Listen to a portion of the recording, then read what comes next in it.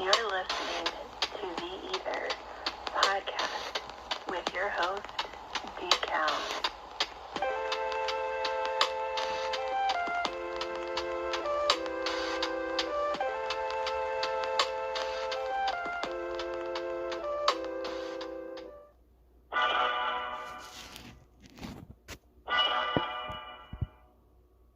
You're listening to the Ether podcast with Decal.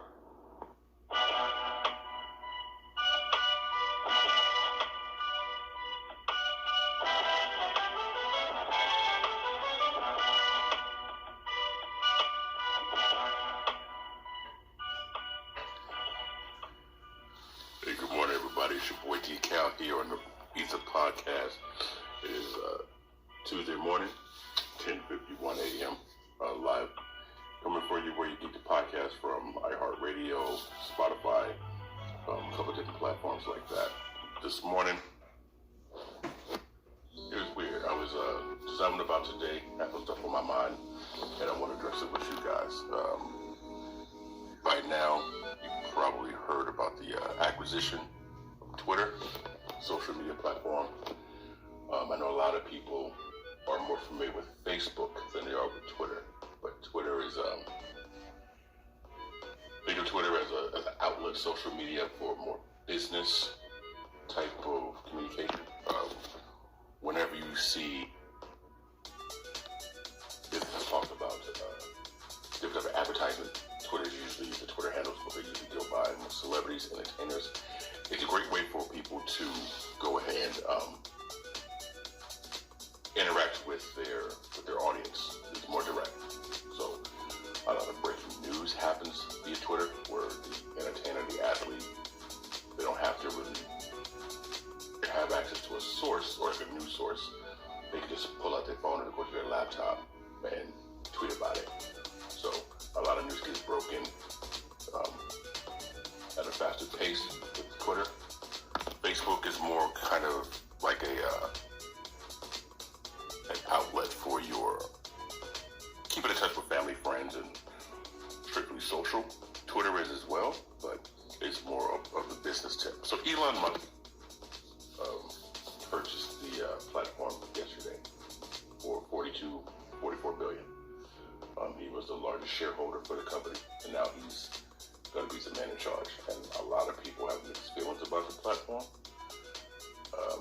mainly because of the restrictions that Twitter has put on a lot of accounts when it comes to misinformation, when it comes to hate speech, when it comes to bullying, things of that nature. So they restricted a lot of people from having access to the platform.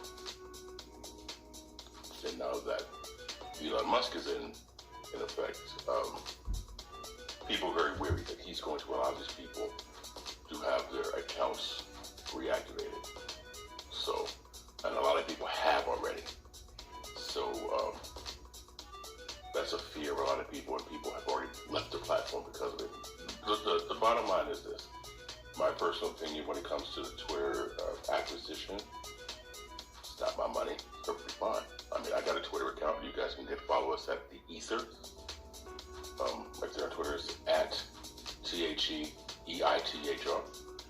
And we're building a following. It's not much there, but it's a little bit something. And the Instagram handle is the same way, at the Ether. So with the acquisition, that's the biggest concern. Free speech is what Elon Musk is really a big proponent for, free speech, and making sure that whether it's something you like, something you don't like, you have the right to say that. And being that the platform is now becoming private, he's going to essentially lift that restriction. I personally believe there's nothing necessarily wrong with it. Now, with that said, there are going to be people who are going to troll and come out the woodwork and just test the limits on that. But there's a few other things that he's also going to be implementing, which is an idea was every account should be verified. I also read that he's going to go into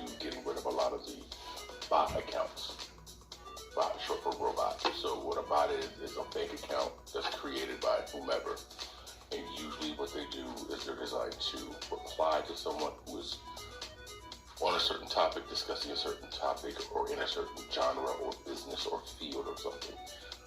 When you get Instagram, you probably get those bots where it says, promote this on this page, or DM me here, this page. Most of those accounts are probably bots. They're not actual people. They're just a system-generated account to help, quote-unquote, promote, advertise, or whatever. Some people even call it spamming. But he wants to get rid of that. And that, I feel, is a plus, because there's a lot of bot accounts out there who, they're just, they can also stir the pot. They can also create attention. They can also create some type of division with their responses, with what they say. Not only that, but they can also just become very, very tedious on posts whenever you get an alert. Someone replied to you or someone tagged you. Some people just don't feel comfortable with that. So that's going to be eliminated with that. They're trying to get rid of subscribers or advertisers. So being that the platform is going to become private, they're considering, from the article that I read, minimizing advertising and pushing more subscription. So there's a thing called Twitter Blue. And what Twitter Blue is, it's a paid subscription, like $3 a month, where you can not have any advertisements. You can edit tweets or undo tweets before you send them. Right now, Twitter doesn't have that, and they're also thinking about adding an edit button. Facebook has this, Instagram has this, where you put a post out, and let's say you misspell something, or you left a word out, or you use something, a phrase or something that you want to be able to do or redo. You can go back and edit that post or edit that comment. With Twitter, once you put it out there, you put it out there. So if you are grammatically incorrect with something, it's stuck there. You have to delete the tweet and retweet it.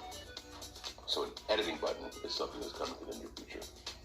People will kind of hesitate on that because someone can put a hate tweet and then turn around, get flack for it, change it, and be like, no, I never said that. So the changes, that's just a few of the changes that's kind of being discussed right now. I mean, there's pros and cons of everything depending on what it is you like, what you don't like. So you really can't please everybody, but that's what that is. And again, he's doing it for the sake of free speech. Now, when it comes to free speech, a lot of people don't understand. You're free to say whatever it is that you want to say. That's not a problem. But what a lot of people don't understand, you're not free from the consequences of what it is you do say. So you can say something about anybody, doesn't really matter, but you're not exempt from the consequences of the repercussions of those words. And so I feel with the system going the way it is, you're going to have people who are going to push that envelope and definitely provoke some shit. And they're going to troll because now they have their power back in their mind. At least that's what they're going to believe. The way it's set up, it's protected, but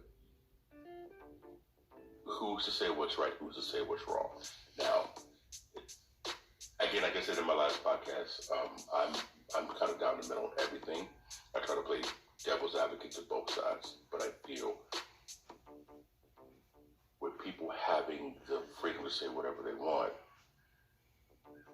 you're going to get a lot of backlash and a lot of tension, which can cause some division. But what you can now do, simply block that person.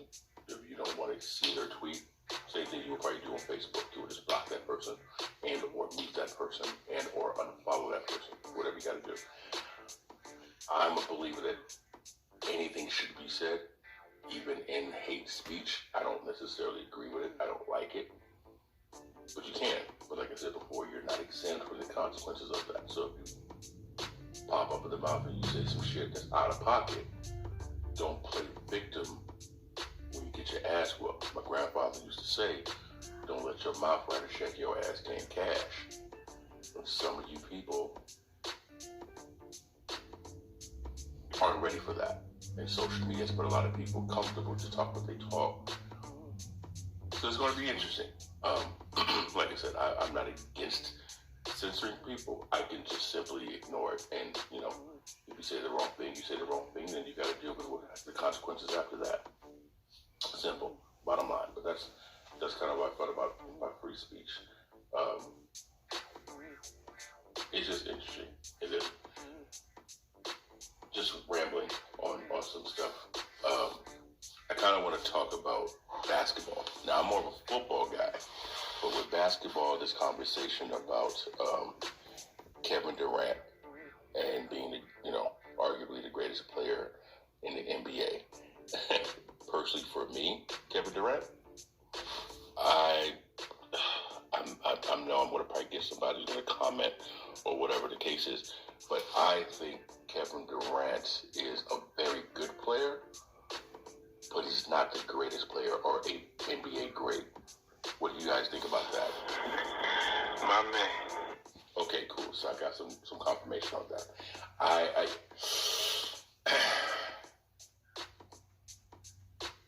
Kevin Durant is not better than LeBron James. I'm not a LeBron James fan. I respect the man's skill set, but you guys have obviously forgot about the late Kobe Bryant. Again, I've never been a Kobe Bryant fan because he was a Laker. Anyone who knows me, I'm not a Laker fan in any way, shape, or form. But you kind of got to respect it. Kevin Durant is one of those dudes where I personally never met him, but he just gives his vibe of like, if he doesn't get his way, he throws tantrums. Especially on Twitter, since we were talking about that earlier. KD is definitely the kind of person that will go to social media and give you all the smoke over the internet. But he won't say nothing to you, in face-to-face or in person. But when it comes to sports athletes and stuff like that, social media gets another way for them to be able to reach out to people. And I think it's going to change the news world. And I feel with Twitter, going back to that subject, it's definitely going to affect how we get our information.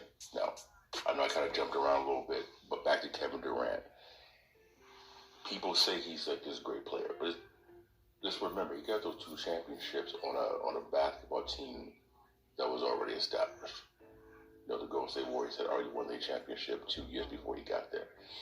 The year after they won the first championship, the year that Cleveland beat them in the finals, Kevin Durant had these players down 3-1.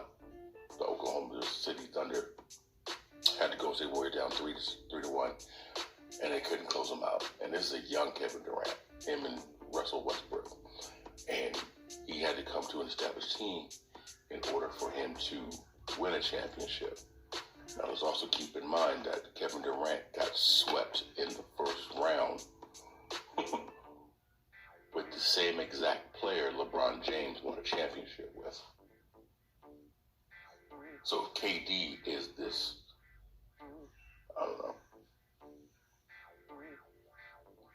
this beacon of, I think he's a great Robin. I think he has to be in the right mindset to do something, but when the pressure's on, my man hasn't proven anything. You're a great player when there's greatness around you because they can't spread the defense to stop you and everybody else. But when it comes to you being the man on your own, it doesn't seem like KD got it in him.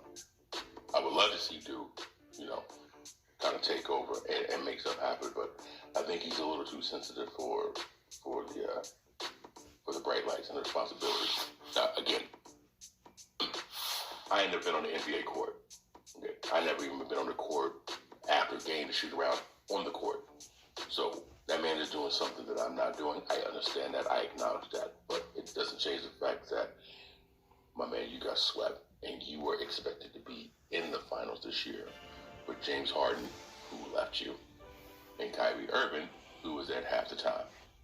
You wanted your own team. You got your own team. You can't handle your own team. Pipe all that down.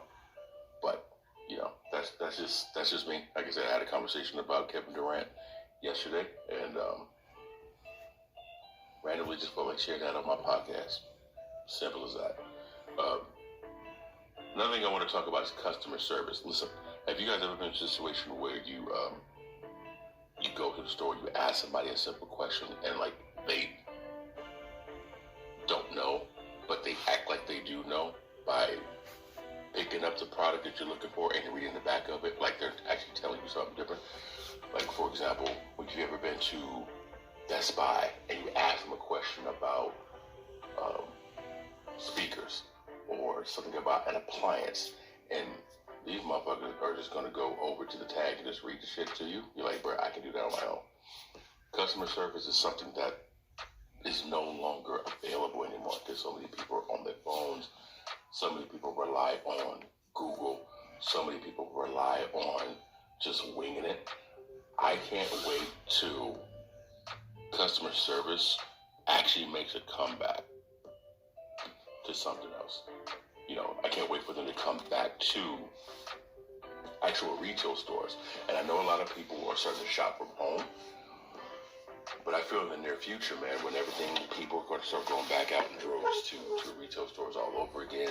And if you don't know how to talk to somebody, you know, that's a lot of money. A lot of retailers are going to be losing on customer service.